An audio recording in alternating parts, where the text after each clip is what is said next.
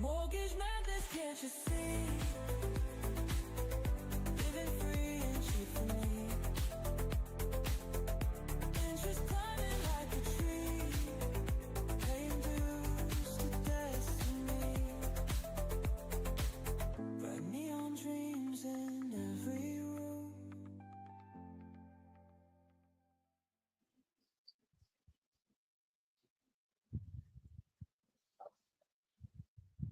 Has a story. This is the ultimate hub where the hidden stories behind the mortgage industry come to life. I'm Michael Kelleh, And I am Michael Zhao.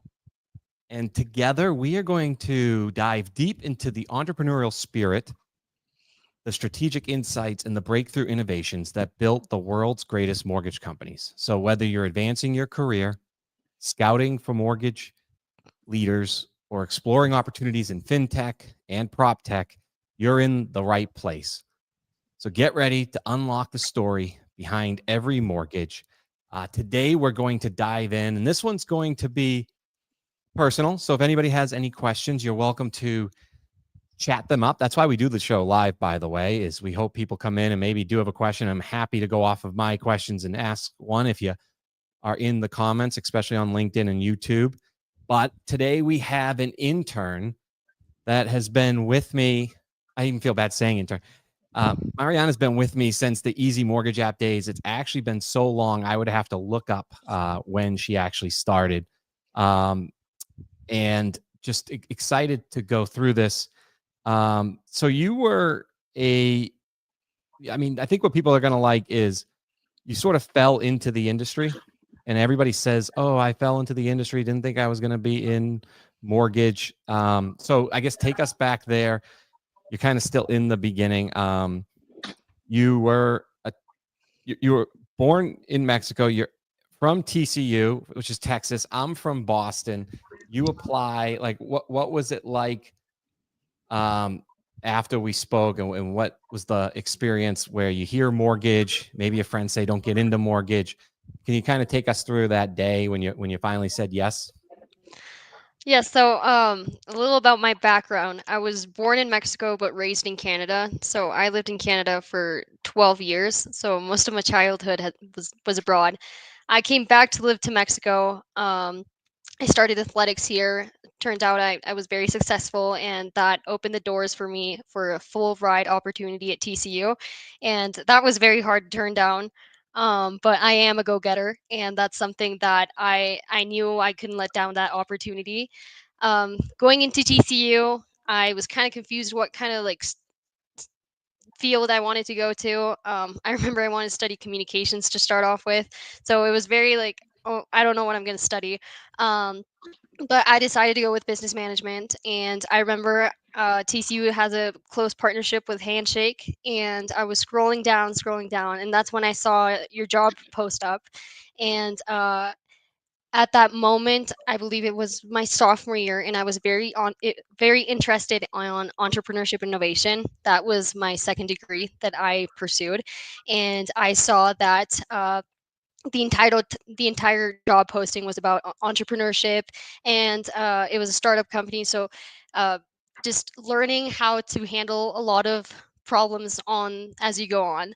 So that's why I looked at the job, and I feel like mortgage is all about helping families, couples.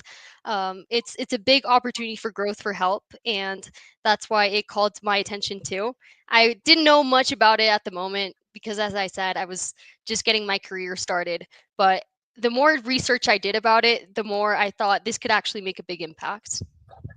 Yeah, you were fantastic. Especially, I was not structured at all. Like, because when you're in a bootstrap world, you don't really have the way to budget help. So you're putting out fires while you're trying to. And I should also point out, I was in charge of sales of a category that did not exist before we came up with it, which was a mobile app in mortgage. And if you want proof, you should look at the industry right now. They're all getting away from mobile, which I think is insane.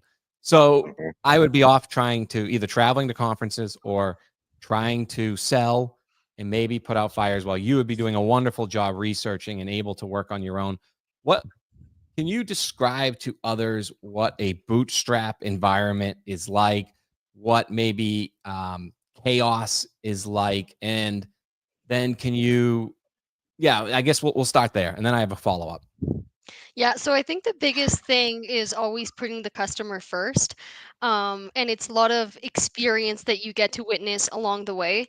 I think the uncertainty was the thing that I struggled the most with. I had to jump in a bunch of times when you weren't available because you were always busy. And since I was getting started, I was very scared of failure. And yeah, of course, I failed one or two times, but that helped me create confidence in the personality that I currently have. Um, but I want to say it was a lot of challenges to take ownership for either if you mess up or if you do it successful. But it's a lot of learning how to grow throughout the way. And I think I was around like 18, 19 years old at that time. So it was very a very new experience that I am happy I witnessed because it made me the person that I currently am today. Yeah, that's really cool. And I was going to say, now on the you shut your laptop working with us. This is still Easy Mortgage App days, and then you have one of the most, I am guessing, structured lives, right? Between handling just being a student athlete. Can you take us into what college's life is like as a student athlete and some of the challenges of juggling everything? Yes. Well, I want to say being a Division 1 athlete is a full-time job. It's waking up at 5 a.m., making sure you go to lifts on time, and then after trying to fit your academic schedule so it also benefits your athletic schedule. So a day at TCU would look like I would do lifts at 6 a.m., but I would have to wake up earlier to make sure I fuel properly. Right after, I wouldn't even have time to shower. I would just rush to class, sweaty as I am. And then after I would have like 3 classes or so. I would go back to practice, to track practice to run, and then I would get back around my dorm around 6 p.m. I'd have to get dinner, and on top of that, I'd have to study, I'd have to do homework, and it's very hard to balance it out because the most important thing about athletics is fueling properly, eating properly, but you still have to prioritize um, school at all costs because that's what you're there for. So I want to say athletics is a full-time job. Academics is a full-time job, and especially being on a full ride, it even gives you more pressure to perform because that's the reason why you originally are there to perform and give a good image for your school. So I remember it was hectic.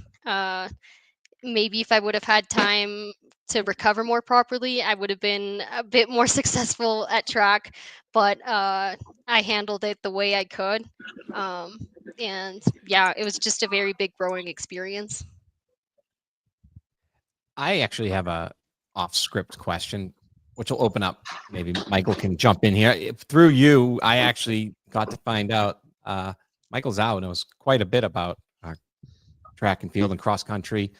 Loan officers in our industry are often compensated on the deals they do. Compensation has not changed. They rarely get compensation for what other loan officers are doing.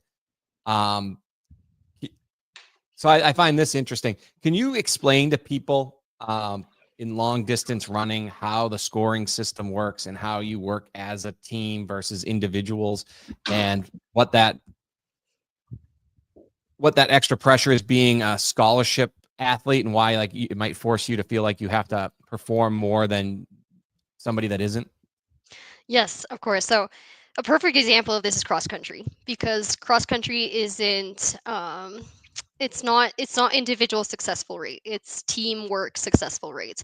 So kind of how cross country works is that the top 5 finishers are the ones that give top points, but you can have 7 teammates on the line, but it's just the top 5 that have an actual impact on the score. So the better you perform, the less points you have.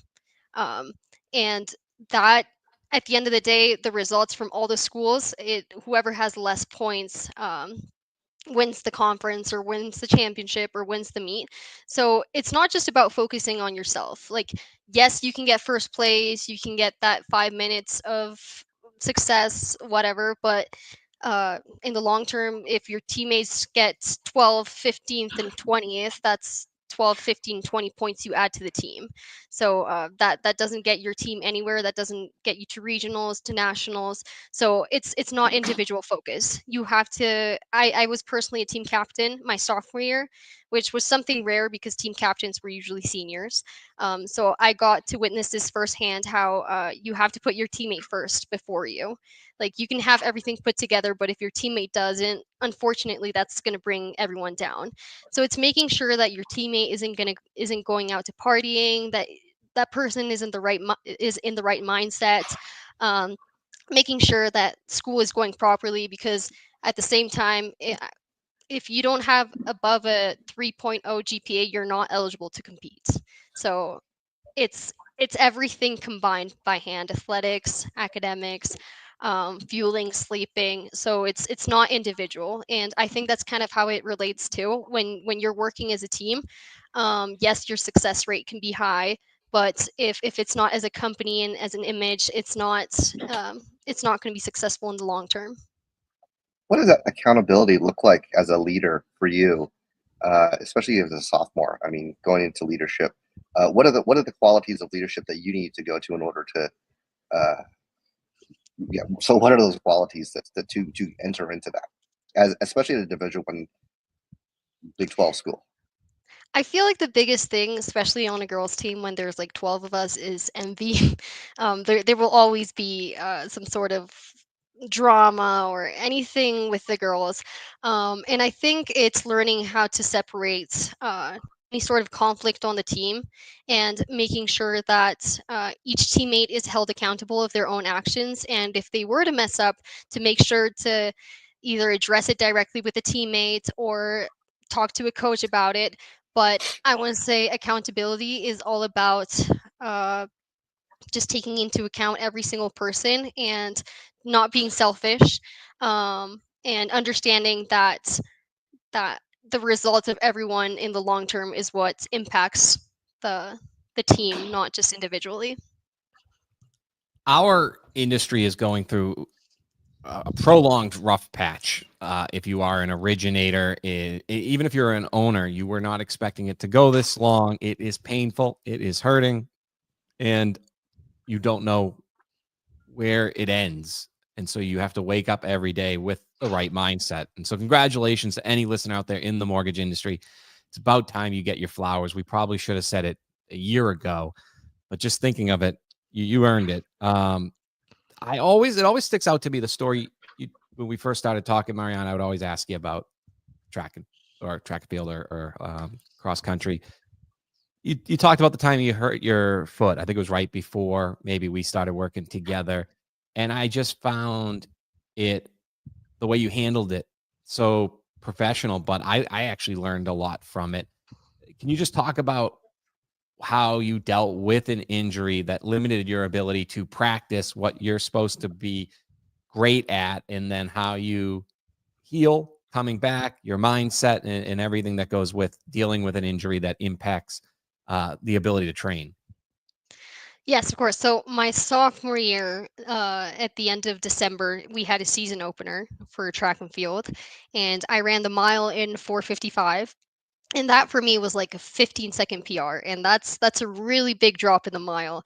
So I was extremely motivated. My coach gave me a $6,000 scholarship increase. So I was like, this is going to be my year. I'm set, because the year before I had a lot of health problems, so I wasn't really racing.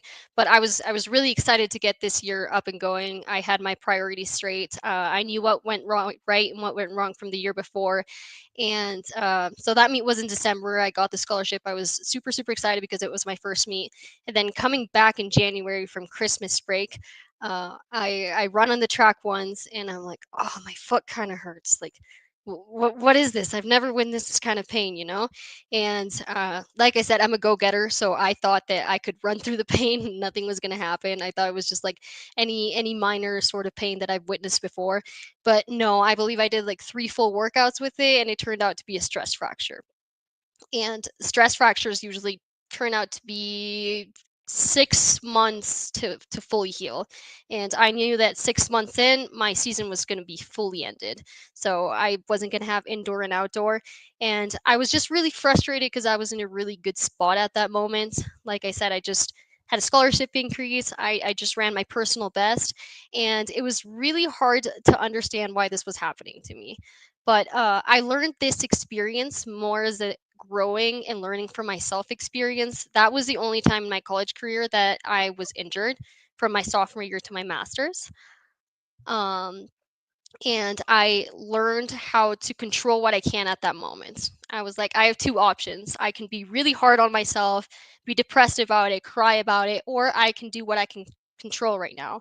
I can I can go to physical therapy. I can fuel properly. I can sleep properly to increase my possibilities of recovering faster. So it was just focusing on the positives instead of looking at the negatives, and trying to do everything in my hands that I could possibly do to get healthier, a faster way, in a healthier way. I'm going to cross-example what you just talked about, your injury, because in the mortgage industry, we every originator that's out there, even every company that was out there, we experienced a high interest rate fluctuation rapidly. It's like a stress factor to the entire industry. And what you talked about controlling the things that you can control. How, as a captain, how do you lead somebody to control the things you can't control? And then in leadership, how do you tell your other athletes, hey, I'm through this injury, even though I'm a leader, but I'm injured. I'm going through this right now, but I'm also going to help lead you, even though we're going through this industry. So for the people who are in the mortgage industry that are like the stress factor, higher interest rates, inventory, but but the leaders are going to get through it. How do you talk to the other athletes in leadership so that they can get through their own vocational or job stress factor that they're going through at the moment? So I think the most important thing is staying motivated and looking at the results in the long term. I feel like Mm. nowadays it's very easy to look at any sort of negatives and to let yourself be pushed down when something doesn't go the way you want to. I can relate this to, if anything happened to my teammates, they'd be like, "Oh, season's over, partying." When no, you still have 3 more years of eligibility. You still have so much ahead. So, kind of with how it relates to the mortgage industry is that don't be too hard on yourself. Like, yes, you can mess up. Maybe you don't give the result you want at that moment. But if you find the right motivation and you learned what went right and what went wrong in the past, that's what's going to ultimately lead you to be successful and perform in the long term. I truly believe everything happens for a reason, and not just because you have a setback right now does it mean you're going to stay there forever. So well said and positive. So on that positive note, you can always reach out to others, get some positivity, help you in the right direction. And that's why we have some great sponsors here that are just a phone call away from helping you with your business. Want to take your business to the next level? As a longtime trusted mortgage service provider, Mortgage Connect works with some of the largest lenders, servicers, and institutional investors, providing cutting-edge solutions for everything from title, closing, escrow, and default to capital markets and risk solutions. Mortgage Connect brings it all to the table, redefining mortgage lending with innovative digital solutions that can elevate your bottom line. It's time to use AI to revolutionize the way you do marketing in 2025. With ADM Intelligence, we have access to 5,000 consumer data points and proprietary AI technology that helps you understand who is in your database, what's the likelihood of people to do a real estate transaction, and also who they are. So for example, someone who's 50% likely to transact the next 6 months, who's a first-time home buyer, should receive very different content than someone who is, let's say, not as likely to transact, that already owns a home. And of course, our content team will provide you with all of that turnkey out of the box to market to everyone in your database. So To learn more, come find us at ICE. If you're there, we're booth number 327, or go to our website, thinkadium.com. Love to walk you through a custom demo of how AI can supercharge your marketing this year. Where the company can do the configurability. So we have no code on this, so they can go in their settings, they can set it up all the way down to the loan officer if they want to.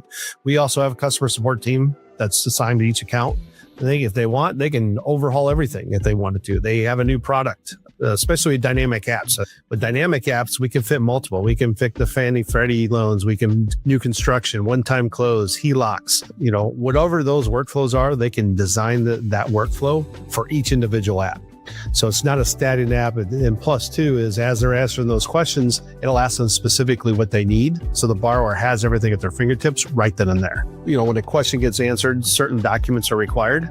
And we have that engine that handles that. So if it uploads directly into Flow5, pushes it automatically into the LOS. If the loan officer, they are able to set it up where it looks like if the processor needs something, they can communicate as a team. So it looks like it's coming directly from the loan officer that they're already used to and have that relationship with. So it's not somebody that they never talked to. Now, what's going to take it to the next level is the AI and the OCR piece.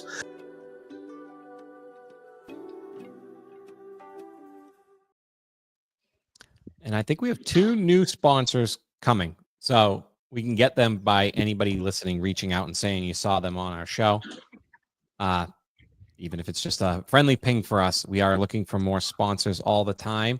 And one of the people that really helps us pick up those sponsors is Mariana, our guest today, who started has been interning with me for a long time now at Easy Mortgage Apps when we were the mobile app, dealing with a lot of white label for top lenders, a lot of C-level there. And now we're getting C-level onto the show, and she's helping in so many areas as we are becoming, I would argue, the most watched video and audio podcast and listened to, I should say, in mortgage with a newsletter. Ariana, I guess I just want to ask a simple question because I think the guests kind of want to know, which one did you like more, maybe working on the Easy Mortgage Apps or the Mic'd Up show? Is there a difference in what you do or a difference in what you've seen me do? I want to say, since I started my career at Easy Mortgage Apps, I had no idea what to expect or how it was going to look like. I think I mentioned, but I was very scared of failure. So Easy Mortgage Apps was kind of a challenge because it was my first experience in any sort of business in the business corporation. So it was about a lot of learning, but I felt more confident at Adopt the Brand. I just felt like I was able to communicate better with the clients. I could reach out to CEOs. I could reach out to people, and I felt I didn't feel shy. I felt like if I mess up, like I can correct it, or maybe I don't have to get as many things approved through you, and I can step up. I feel like my work had much bigger of an impact because I was assigned with more tasks and responsibilities. So I feel like I was able to work on my free time instead of having to text you every 5 minutes to see if it was okay because I was scared of failing. So definitely Adopt the Brand has been the the best experience so far. I really liked Easy Mortgage Apps, like I said, because it helped me shape me for Adopt the Brand and for the person who I am. But I feel like I had a bigger impact. I have a bigger impact within the company right now, and I feel like I've been able to get all my experiences through into this role. Wow, you just mentioned that you're scared of failure. You mentioned it twice. What are you scared of in failure? I mean, I'm just curious because that's a lot of salespeople. They're scared. They're scared of failing. So why are you scared of failing? Number one. I think to start off with, I was very scared of grammatically not sending right an email, reaching out to the wrong person, or not using a corporate language because I was very new into the task. And I think I was scared of maybe getting fired, messing up way too much to the point where it's like, oh, is she really helpful? Is she really useful? And I'm a person who likes things I'm pretty perfectionist, and I don't like to mess up. I mean, I know it's part of the process. I know it helps you in the long term, but I'm just a person who likes things in a correct order, and I feel like that's helped me just have a pattern. So I feel like Hmm. that's definitely why I was scared of failure. But now that I look back at it, failure was the way to success. If I were to fail, Sure. I wouldn't have uh, learned from those experience and learn what to do and not what to do. Are you well in getting to know us? Then I mean, we're not, we're not the hard people. At least I don't think we are. In getting to know us, then what makes you feel more attached in owning each task, so that instead of worrying about failure, um, do you and what is it about the success that you could be attached to? Because I don't know. So tell me about what your mindset is, about being getting number one, getting to know us, and then using what you know about us to lead into successful task completions. Well, I think both of you guys have helped me become the person I am today. If not, you guys have been like a role model. You guys have like grabbed my hand and like showed me what's right and what's wrong. So I feel like that made me comfortable in the long term. Just know that if I were to mess up, like it's not the end of the world. You guys can just show me what what what's the right answer if I do. So I feel like that's definitely something that made me feel more confident going into it now. And I think I would consider my success rate with how many maybe guests I'm able to get on the show, Mm. or how many sponsors I'm able to get, or if I'm actually being able to get a response from a sponsor, or if if they do understand that what we do and how we're just trying to tell people's experience and just promote. So I feel like that's kind of how I would rate success. So I should be a tougher boss and say those should be them. But man, I judge your KPIs on how amazing you make our brand look, whether it's the messaging, the crisp follow up, the ability to schedule, the ability to make landing pages, the ability to just, I believe, put us on a different level than others. And I think our guests show that. You've learned that from us. Have you learned anything from the guests? You're doing so much. Have you had a chance to listen to any of the episodes where you really enjoyed a guest, or maybe an interaction via email and you enjoyed them before the show? Do you have any tea or any inspiration that you've come across? Well, I've realized we've had a bunch of CEOs on the company. I mean, on the show. So that's been a big impact.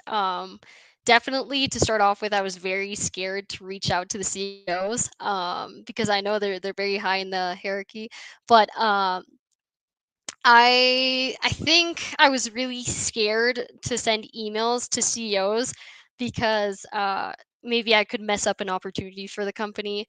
But uh, I definitely learned along the way that every single guest is different. I could witness firsthand that some guests were really nervous about getting on the show. And I think one of my key responsibilities was to let them know that this is just a conversation. It's very easygoing, and it's just to let the world know about the guest's experience and what they have to offer, or if they've written a book, like what's it about. It's just to get their story across. do you still feel intimidated now? I mean, you're still calling the same, or not the same ones, but new guests that we haven't yet had. Do you still feel intimidated about them, about calling them, reaching out, talking to them?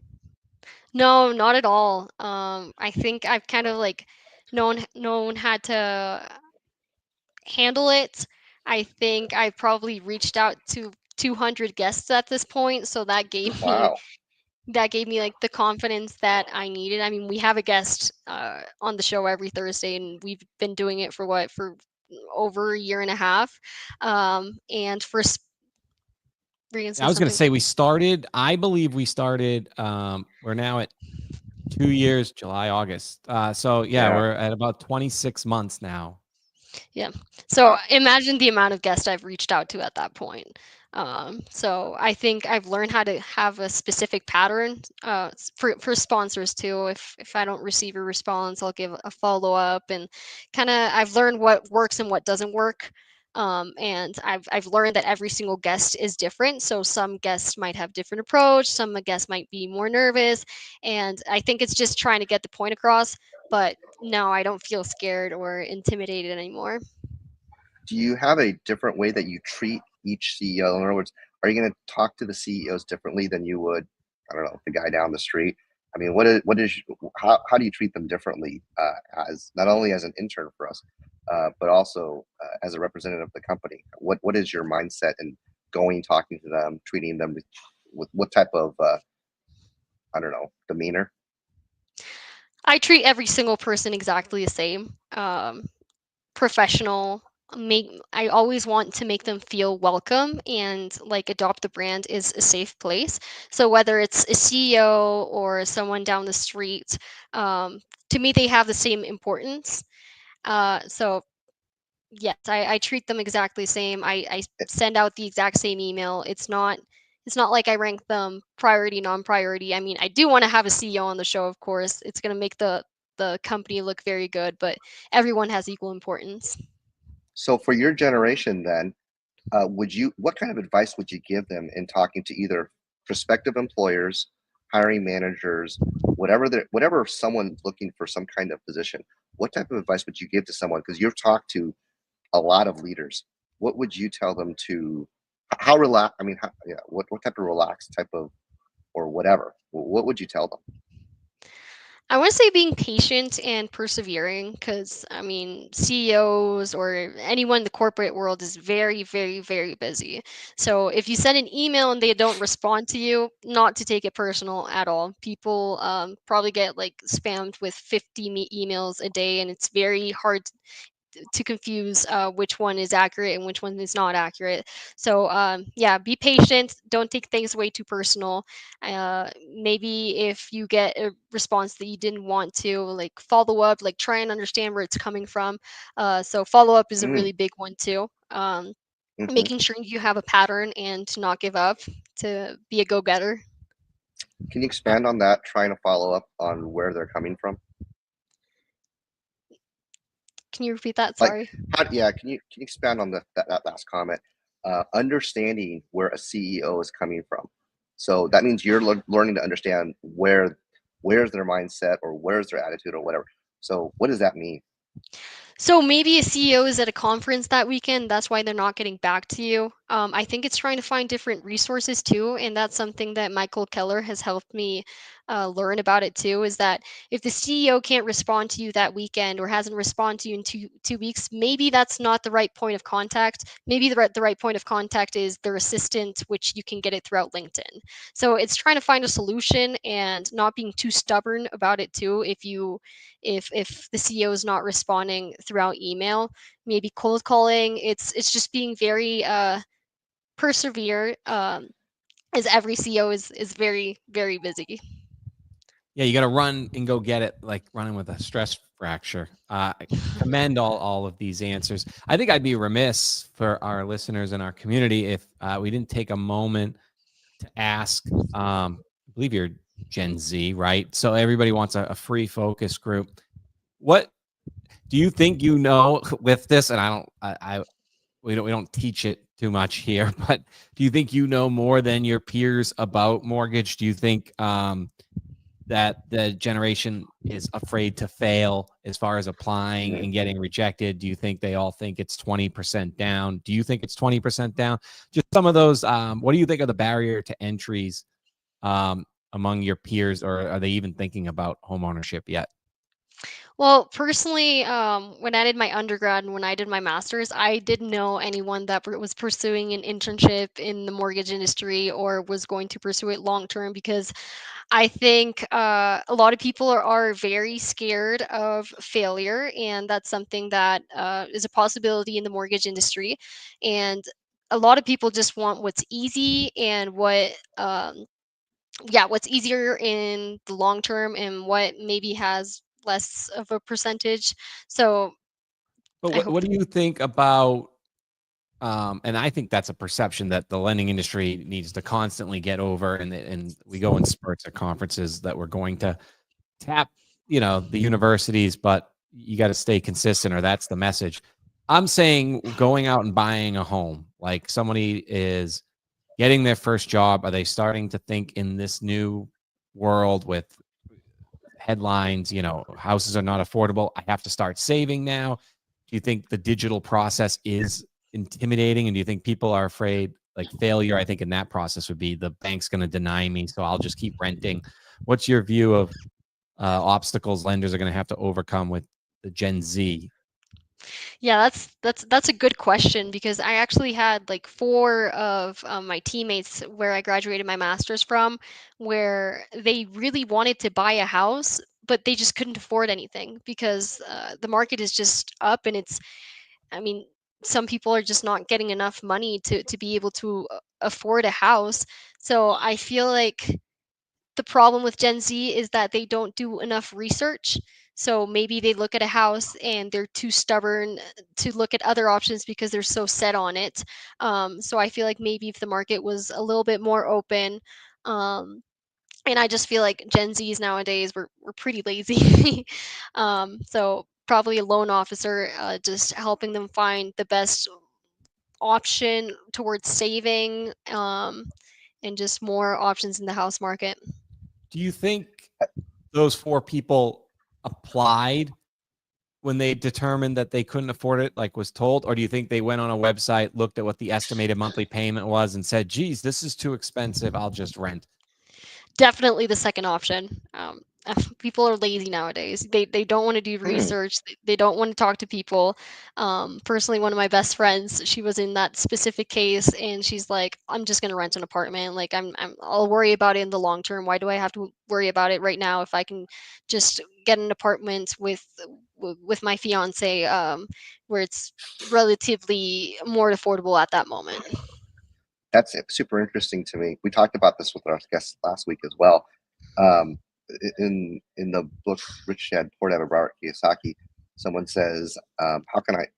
A lot of people ask themselves, "How can I afford it?" When really the question should be, "How can I afford it?" Emphasizing a different word to an action. And when you say, "Oh, I'll worry," your teammate might have said, "Oh, I'll worry about it later." It stresses that the emotional impact of money and finances are a worry, and that in your generation, it's like, "Oh, well, that's stressful to me. I need a down payment. I need to worry about credit. I don't know how much. I don't know how much money I'm gonna make." So instead of thinking about that, what do you think could change somebody in your generation to say, what can I do to be able to afford it, instead of saying I'll worry about it later? That's interesting to me, because people say I'll worry about it later versus what can I do to do something about it? I think it's putting more awareness out there. Like I said, a bunch of people are very lazy nowadays, and when they know Wow. it's going to be too much research, or maybe their credit score is just very, very low, but they can find like other resources. Maybe their parents helping them out, but I want to say the number one problem is just people not doing enough research, and going for the Hmm. first easiest and viable option. When in the long term, is that really beneficial, because you could be saving money in the long term, even though it sounds scary. And I view your view of lazy as this world is so quick, like the doom scroll, and people move on so quick that it's just easy to land on a lily pad and stay there and not jump to the next one because it just makes sense.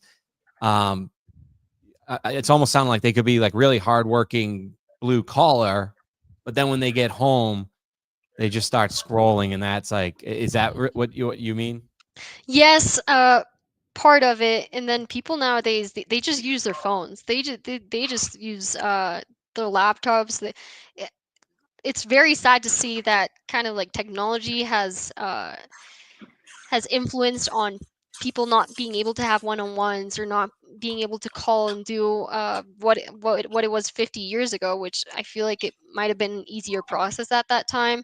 So maybe if someone was interested and they saw it online, they're just like, no, I'm not going to call. I'm not going to put the time or effort in. At least that's what I see it within, like, ev- everyone that surrounds me. Do you think it would be different if someone had a mobile app? And I'm just going to emphasize to digress for a moment to the mobile app. But if it was like a game, for example, like, oh, I'm going to score on savings instead of just using credit score. In other words, score on savings and have the goal be a certain down payment amount or reach a certain payment amount. And because interest rates change every day, those can be implanted with a mortgage lender and say, okay, if you're going to reach this, if interest rates go down, oh, and alerts that somebody, oh, now you qualify for this one versus this one, or this one versus this one now because rates went down. I think, Mhm. do you think there would be, if it was gamified in that way, that more Gen Zers would actually be open to learning about how to play the game of buying the house? Yes, 100%. I think the more easier it is for Gen Z, the better and the more accessible it's just a win. You were always seeing Mariana at Easy Mortgage Apps. Now I'm just going to get on my soapbox and take a 50-50 chance you'll agree. But these lenders would say that nobody would ever download an app to go through a 30-day process of getting a home. My rebuttal is, one, in what world do you think it's a 30-day process? Just listening to you talk right now, it's a long game. And two, yes, I just download a ton of apps, and I'm older than you. I can only assume the younger Gen Zs do use mobile apps. Are they all on these Safari websites, or are they in apps? I want to say What's your 100%. opinion, Yeah, I guess, on that? 100% apps. What we have offered Mm. at Easy Mortgage Apps, that was definitely the way to go. It's just, like I said, people nowadays are just scrolling and they're on their apps, and they just don't really want interaction with one-on-one person. So just making it modern and technologized for Gen Z people, I feel like that would definitely be the way to go. So when they Mike, you say I need to have an add awesome AI. website where you can just put in your like pay stubs and license, is that just like asking to marry before going on a date? Well, I feel like nowadays, it's really easy to get scammed. So a lot of people are probably like, they think about it twice. And like I said, people are just crazy lazy. So the moment they have to read something long, they're just like, absolutely not. So yeah. Um, Referencing a question we asked before, have you had a favorite guest, or you thought that whatever that one that you listened to and you thought, hey, you know what, I like to listen to that one again because there's something to emulate from that? Which one of our guests do you think or you just appreciated the personality until they got in the show? I really like Patty. Just knowing her background with Latina and how she's very up there. She's trying to inspire women. She comes kind of from a similar background. I feel like that's definitely the person that I could relate the most to. Um, I know she's very busy, so I'm very thankful she put a time for us. But yeah, her story is just very, very, very inspiring. How she started from from the bottom to go up. So I want to say definitely Patty was my favorite guest. She's a Do hard you ever worker. have? Yes, she is. Did you have any actually? Did you actually get a chance to talk to her at least for one or two questions on your own as well? No, I talked to her assistant, and Patty was like the small interactions I had with her. She was very, very nice. But I was able to read her full story with the questions you guys were able to provide, and just doing Got it. background research about her. So that's definitely what inspired, and obviously the show too. Um, I I'm curious what you think the direction of the show will go from here. Like, what are you seeing as far as our future guests? What anything you could tell the audience as they're listening to look forward to? I mean, we already have like 10 people booked for 2026. So it's definitely going in the right direction. We're booking people in a crazy amount of way. I know people are very invested in this. I mean, it's getting to learn every single person's experience and what they've witnessed in their lives. So I definitely see this growing. I mean, like Michael Kelleh mentioned, we've been almost 2 years doing this. I can see this growing rapidly. We already have 3 sponsors and 2 more potential sponsors. I can see us uplifting both in the short term and the long term. Is it's seen to be very successful. It'd be a wonderful gift to contact Mariana or somebody here and promote your CEO on the Mhm. show. And then say, 100%. look, I can book you if you say yes, but this is a gift to you because it's just like you shouldn't have just like everybody should have an app in mortgage. Like that's crazy to me. As I do research, the first place I go to research is YouTube and Apple Podcast. And there are some people that we are the first time they're getting any exposure. And I think I'm betting on forget Gen Z, millennial, like millennials are still going to be changing jobs. I think long form is like the best way to find out the place you're about to go work for is watch how they interact in these videos. Like it's almost a reverse interview.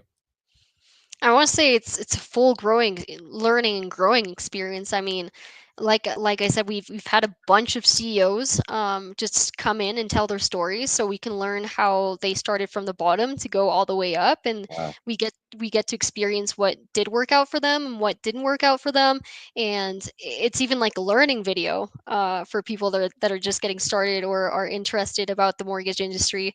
So that's something that I would definitely recommend someone who is starting off in the field or is very interested in getting into the field, because it's just very investing and it's very self-learning. I have a related but unrelated question. Is it intimidating to watch people go on the air? I mean, people are afraid to go on video. People are afraid to put out a podcast. They might have like 2 episodes or 5 episodes, and so do you think it's intimidating for you to reach out and say be on a podcast? And what do you think of podcast industry for somebody that wants to get into it in sales, like an originator? I want to say it's not intimidating for me, but I can see their perspective for being on air, as they do not know what to expect or how it's going to look like. But as for me reaching out to them, I have nothing to be shy or scared about. It's more about me trying to get the message across and them trying to understand what we do here, and that there's no pressure and it's just very easygoing. I want to segue out. Do you hear that, everybody? It's so easy to come on this show. That's right. Please reach out, and sponsors, please. It's not just a growth game. We say retention. If you want to sponsor, we'll put your best 5 clients on. We'll get them on the show as soon as we can.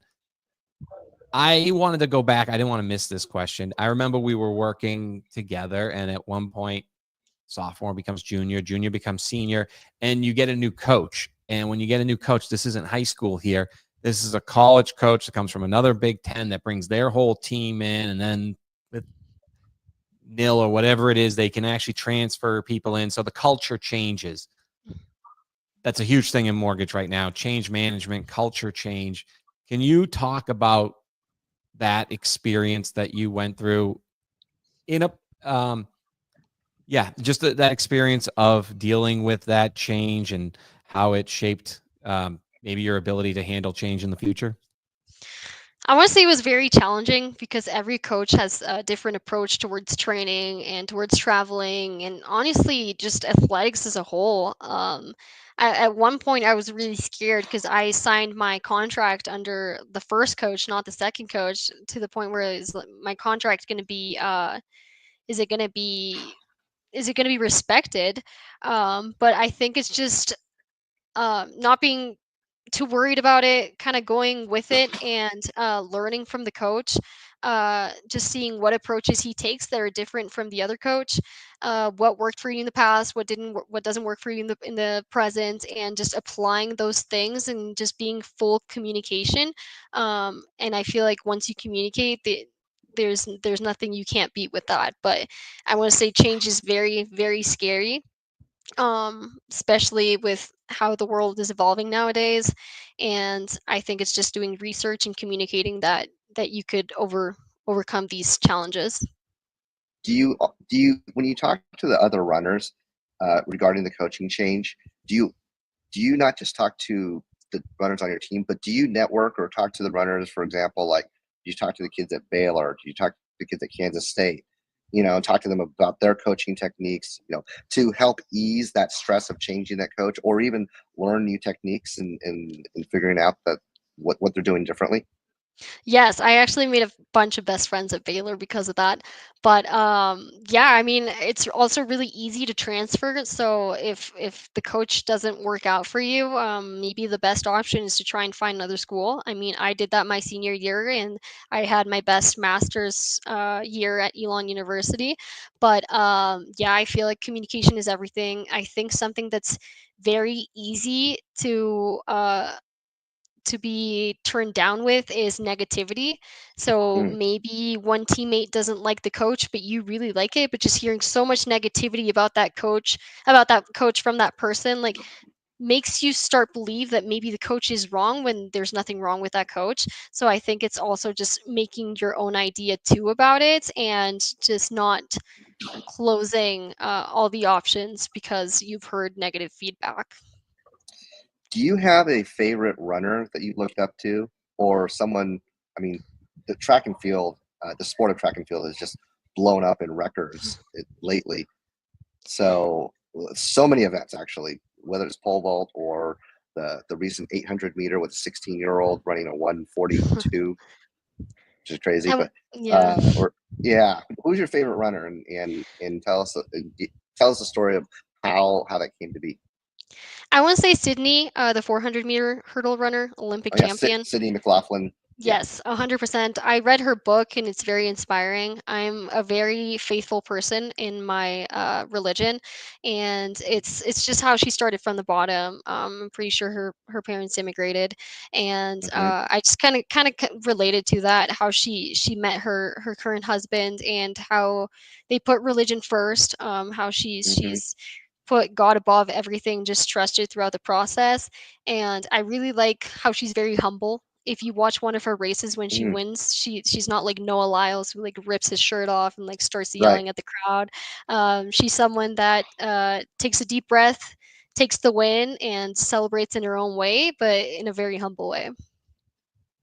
Interesting. Well, thank you for sharing that, and thank you for sharing some more about yourself there and personal there. Appreciate that, and we want to thank everybody for joining us on this journey into the heart of mortgage innovation. Remember, every mortgage has a story, and we're here to help you write yours.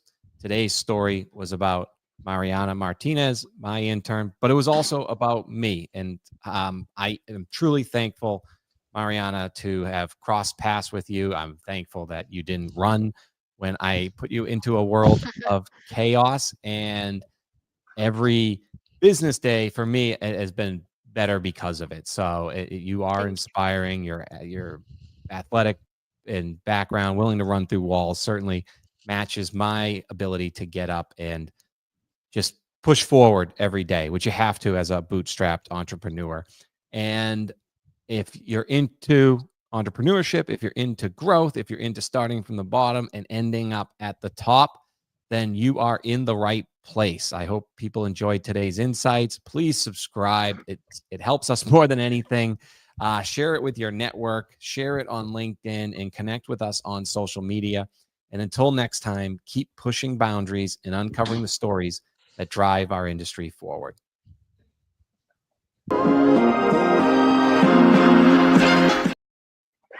Thank